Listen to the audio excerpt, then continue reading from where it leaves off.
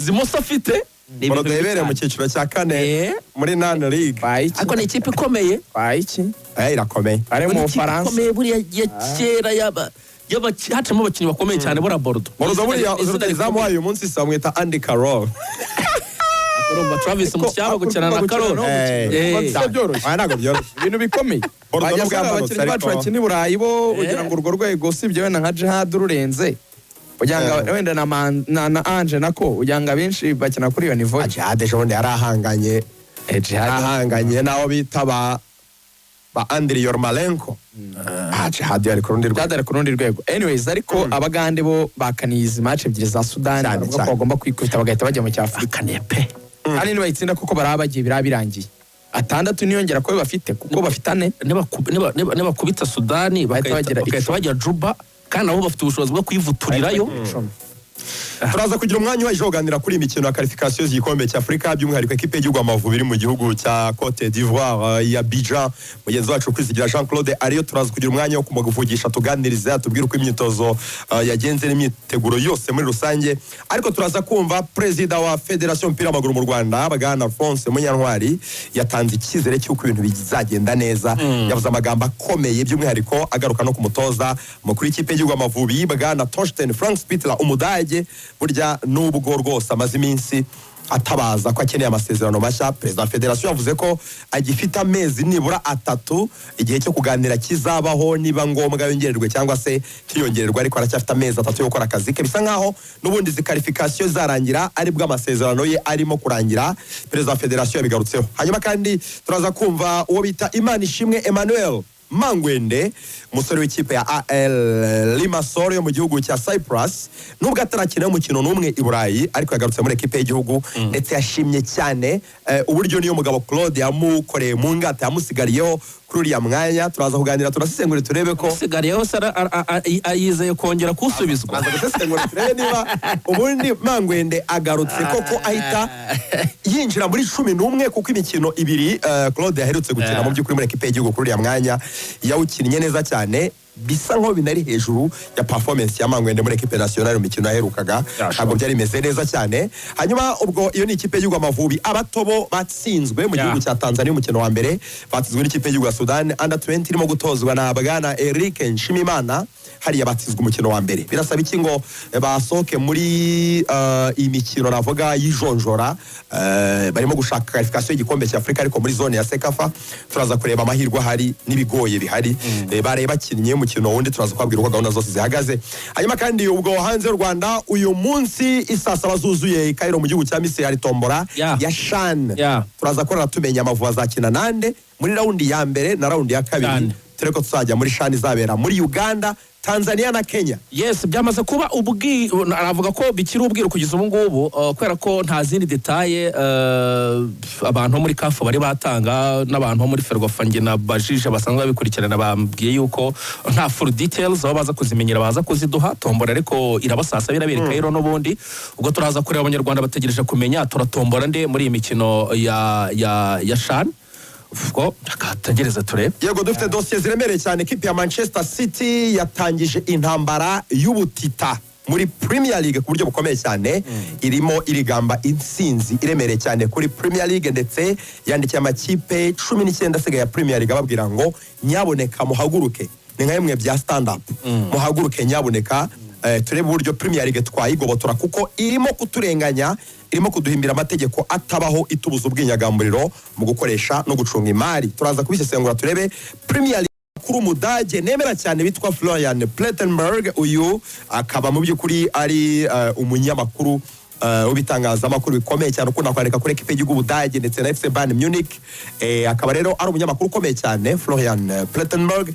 Abyutse yandika ko uwitwa Jurgen Klopp yamaze kumvikana rwose amasezerano yasa nkaho agiye kuzuzwa, agiye kwerekeza muri Red Bull Global Head of Soccer, abashinzwe ibintu bijyanye n'umupira w'amaguru ku isi yose muri cya kigo cyitwa Red Bull. gifite Red Bull Salzburg, gifite Leipzig, gifite amakipe atandukanye, New York Red Bulls, harimo n'ibindi bikorwa by'imikino bitari umupira w'amaguru gusa. Kuri arindwi bafite n'andi makipe muri Amerika. Ukuvuga ngo muri Formula 1 bafitemo Red Bull Racing, bafite Leipzig yabo isanzwe, bakajyamo New York Red Bulls, bakagiramo FC Red Bull Salzburg, bakagiramo na Red Bull Brazil and Red Bull Bragantino. Wow. Bose bakaba bari muri iyi icyo bita Red Bull portfolio. Bose niho bari. Bano nk'uko rubikomojeho ikintu bavuga ashobora kuzaba ashinzwe nk'uko abanyamakuru bakomeje kugenda babisesengura, ubwo azaba amaze gusinya amasezerano ku itariki ya mbere z'ukwa mbere muri 2025. Ngo bavuga ko azasinya kontra yo kuba nyine Red Bull's new global head of soccer.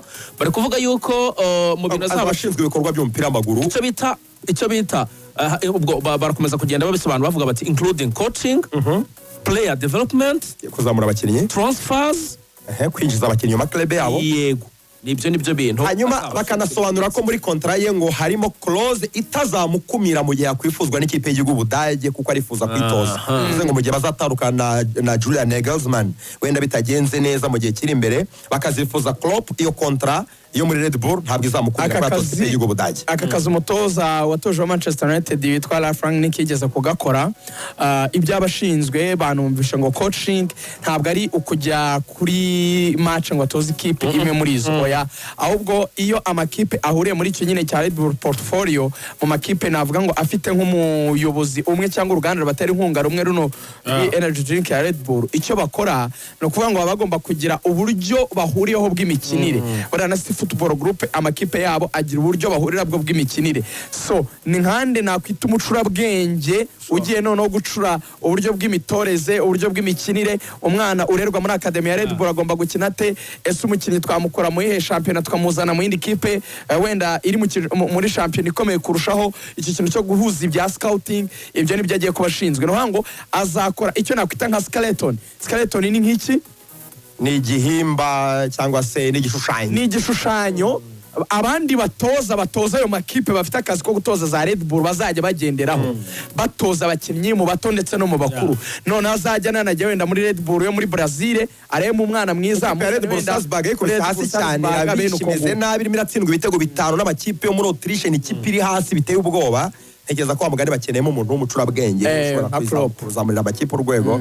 Hanyuma mu gihugu cya Espagne ikitangazamakuru cyitwa Relevo kibyutse cyandika ko mu by'ukuri Real Madrid iri convaincu, yamaze kwemezwa neza ko uwitwa Vinicius agomba gutwara Ballon d'Or. Ngo barabizi neza n'amakuru baryamyeho itariki 28 z'uku kwezi barabizi ngo neza ko Vinicius ahabwa Ballon d'Or, ndetse ngo batangiye gutegura ibijyanye na soirée yo kuzamwimika nyine baserebura iyo Ballon d'Or ye.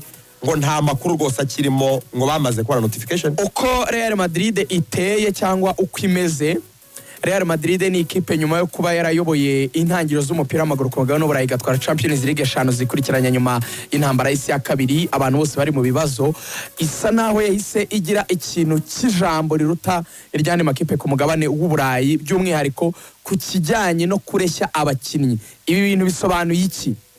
Ndakubwira ko Real Madrid igurisha image cyane muri ibi bintu ku rwego rwo hejuru, kuko mu gisi y'umupira amakipe atangiye gusa najya kugira amafaranga ari menshi.